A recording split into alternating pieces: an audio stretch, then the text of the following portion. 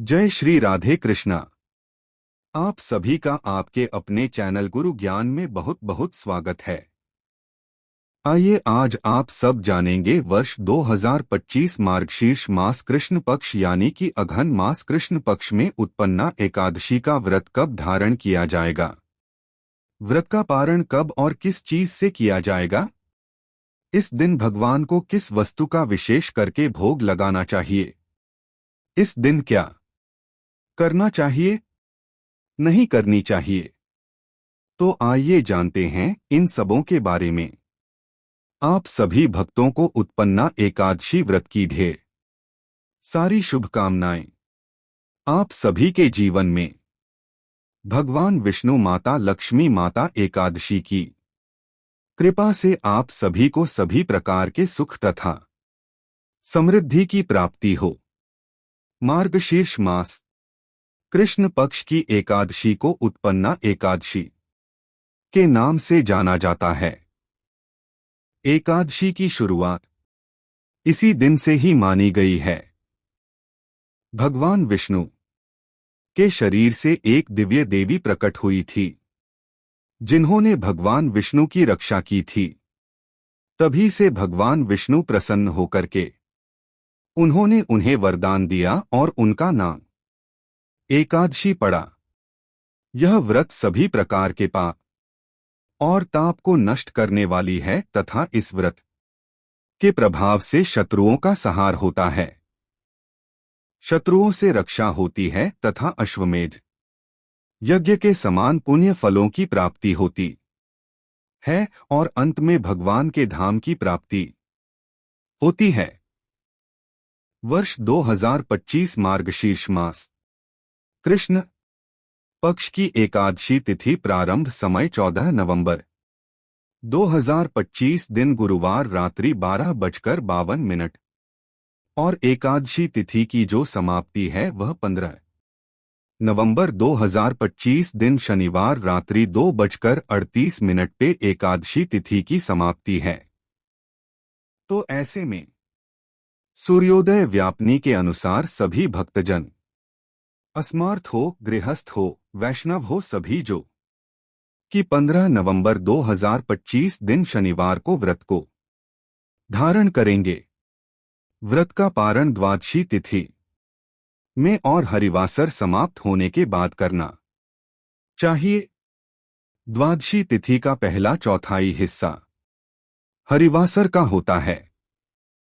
द्वादशी तिथि प्रारंभ समय 15 नवंबर 2025 दिन शनिवार रात्रि 2:39 और द्वादशी तिथि की जो समाप्ति है वह 16 नवंबर की रात्रि 4:48 यानी कि 17 नवंबर की सुबह 4:48 पे द्वादशी तिथि की समाप्ति है। तो 16 नवंबर की सुबह 9:10 तक हरिवासर का समय रहेगा। ऐसे में सभी भक्तजन व्रत का पारण 16 नवंबर 2025 दिन रविवार को दोपहर 1:10 से दोपहर 3:18 तक व्रत का पारण करेंगे, क्योंकि सुबह के समय में हरिवासर का समय रहेगा। उत्पन्ना एकादशी व्रत का पारण गौमूत्रण पारणम गौमूत्र से व्रत का पारण है। यह संभव ना हो पाए तो आप जल फल या तुलसी दल से व्रत का पारण करें। द्वादशी तिथि के दिन तुलसी दल नहीं तोड़नी चाहिए और रविवार के दिन तुलसी दल नहीं तोड़नी चाहिए। तो इससे पहले ही आप तुलसी दल तुलसी पत्र भगवान के पूजन के लिए तथा पारण के लिए पहले से ही रख लें।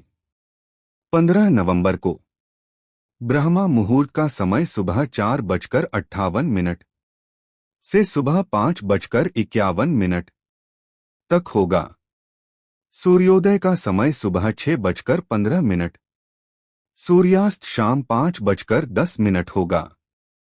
राहु काल का समय 15 नवंबर को सुबह 8:58 से सुबह 10:20 तक होगा। राहु काल समय के दौरान कोई भी शुभ कार्य या नया कार्य नहीं करना चाहिए। इस बात का ध्यान रखें।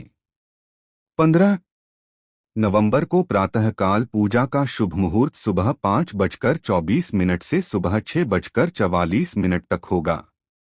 अभिजीत मुहूर्त का समय सुबह 11:44 से दोपहर 12:27 तक होगा।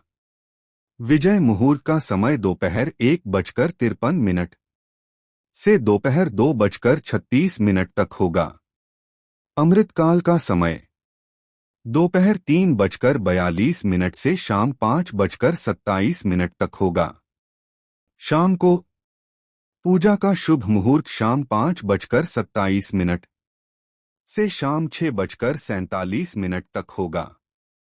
इस व्रत में भगवान का गंध, पुष्प, धूप, दीप आदि से विशेष प्रकार से पूजा करनी चाहिए। खास करके भगवान को इस दिन जो कि पंचामृत से स्नान अवश्य ही करानी चाहिए। पंचामृत में जो कि दूध, दही, घी, शहद और शक्कर यह वस्तुएं मिला करके भगवान को स्नान करवाएं और खास करके इस दिन भगवान को गुड़ तथा बादाम का भोग अवश्य ही लगानी चाहिए। तुलसी दल डाल के और उसे प्रसाद के रूप में भी ग्रहण करनी चाहिए। इससे अनंत फलों की प्राप्ति होती है। इस दिन सुबह और शाम के वक्त भगवान का पूरे विधि विधान के साथ पूजन करें, कथा श्रवण करें।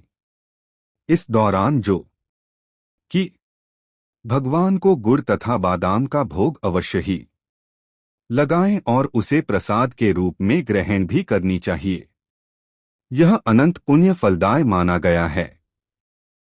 व्रत के दौरान विष्णु सहस्त्र नाम, पुरुषोक्त आदि का पाठ यह श्रवण करना चाहिए। ओम नमो भगवते वासुदेवाय या श्री कृष्ण गोविंद हरे मुरारी आदि मंत्रों का जप करना चाहिए। तो यह अनंत पुण्य फलदायी माना गया है। तो आशा करता हूं कि यह जानकारी आपको अच्छा लगा हो। राधे राधे।